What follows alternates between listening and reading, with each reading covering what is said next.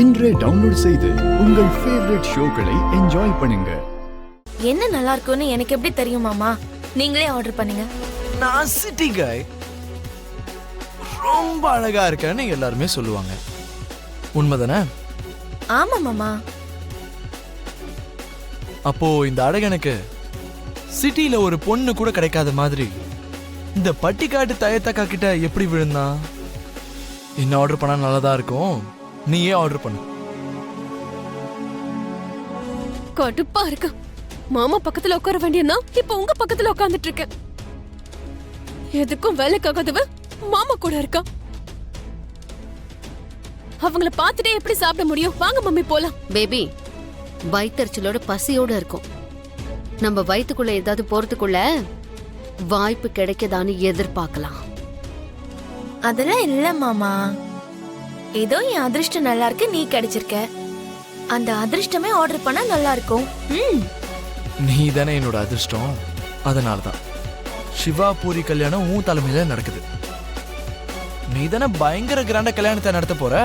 நீயே ஆர்டர் பண்ணு. வாங்க வாங்க. ஹாய் மாமா. ஹாய். உட்கார். என்ன இவ்ளோ ஃபாஸ்டா வந்துட்டீங்க? அது என்னன்னா, நீங்க 2 மணிக்கு வர சொன்னீங்க, அதான் 2 மணிக்கு வந்திருக்கோம். ஓ, அதுக்குள்ள 2 மணி ஆயிடுச்சா? நீங்க வந்து எவ்வளவு நேரம் ஆகுது?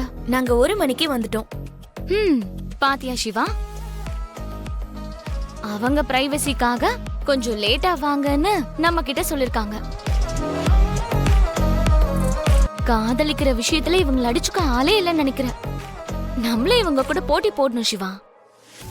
என்ன புரி, கல்யாணம் நடக்காமே ஏதோ இவ்ளோ பெரிய வார்த்தையெல்லாம் பேசுற? என்ன அண்ணன்ற பயமே இல்லாம போயிடுச்சுல? சாரிண்ணா, உங்க காதல பார்த்து ஜெலசில அப்படி சொல்லிட்டேன். என்ன ஆர்டர் பண்றதுனே தெரியாம அந்த மெனு கார்டு 1 hour இங்க இருந்தாங்க அங்க இருந்தீங்க போயிட்டு இருக்கு. என்ன ஆர்டர் பண்றதுன்னு இல்ல நீ, யாரு ஆர்டர் பண்றதுன்னு தெரியாம காதல் மெனு கார்டா மாறி உங்களுக்குள்ள அங்கேயும் இங்கேயும் போயிட்டு இருக்கு.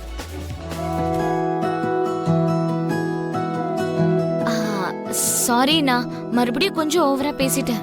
பேசு. என்னதான் இருந்தாலும் உன் அண்ணி கிராண்டா நடத்த போற கல்யாணத்துல கல்யாண பொண்ணே நீ தானே?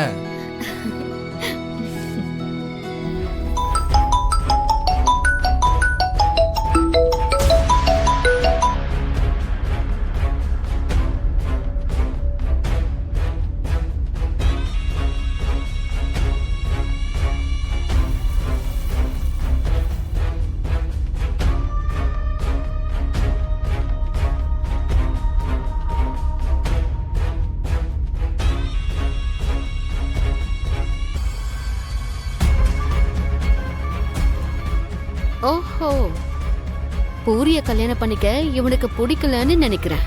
தம்பிக்கு பிடிக்காத கல்யாணத்துக்கு அக்கா தான் தலைமை தாங்குறாளா? அதனாலதான் இந்த ககன் அவளை தலைமையில தூக்கி வச்சு கொண்டாடுறான். அவன் தலைமையில தூக்கி வச்சு கொண்டாடுற பூமிய எப்படி தரையில தள்ளி விடணும்னு இதுக்கப்புறம் நான் பாத்துக்கிறேன்.